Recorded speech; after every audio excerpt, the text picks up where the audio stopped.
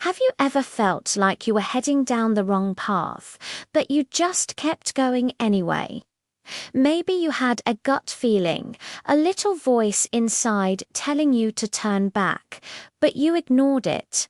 What if that voice wasn't just a feeling? What if it was something more? Today, we're diving into one of the most bizarre and frankly unsettling stories in the entire Bible. It's a story about a man, a talking donkey, and an invisible angel with a drawn sword. It's the story of Balaam, and it asks a question that should make all of us stop and think.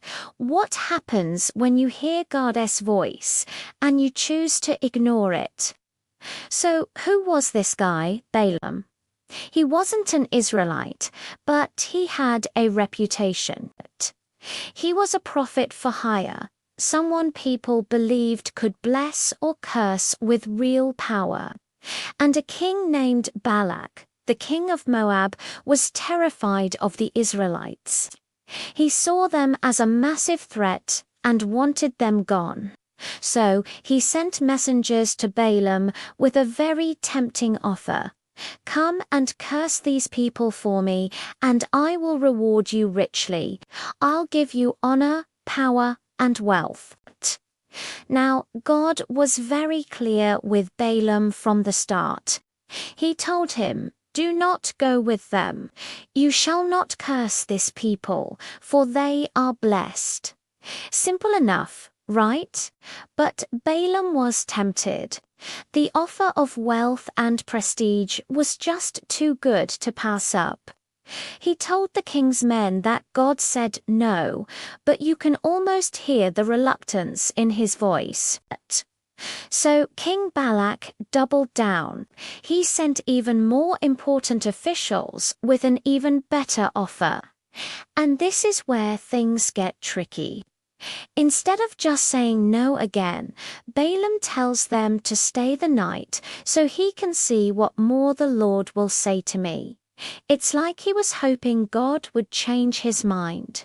God does give him permission to go, but with a strict condition: only do what I tell you. But God knew what was in Balaam's heart. He knew Balaam was going because he was greedy, not because he wanted to obey. And this is where the story takes its famous, strange turn. As Balaam is riding his donkey down the road, an angel of the Lord stands in his path, holding a sword. But here's the crazy part. Balaam can't see the angel. Only his donkey can. The donkey sees this terrifying figure and veers off the road into a field. Balaam, completely oblivious, gets angry and beats the donkey to get it back on the path. They continue, and the angel moves to a narrow path between two vineyard walls. Again, the donkey sees the angel and presses itself against one of the walls, crushing Balaam's foot. Ouch! What does Balaam do? He beats the poor animal again. Finally, the angel moves to a place so narrow there's no room to turn. The donkey sees the angel and just lies down under Balaam. Now, Balaam is furious. He loses his temper completely and starts beating the donkey with his staff. And then the impossible happens. The Lord opens the donkey's mouth and it speaks. It says to Balaam, "What have I done to you to make you beat me these 3 times?" Can you imagine your own animal turning to you and asking why you're hurting it? Balaam is so blinded by his anger that he actually argues back with his donkey. He says, "You have made a fool of me. If I had a sword in my hand, I would kill you right now." The donkey replies, "Am I not your own donkey, which you have always ridden? To this day, have I been in the habit of doing this to you?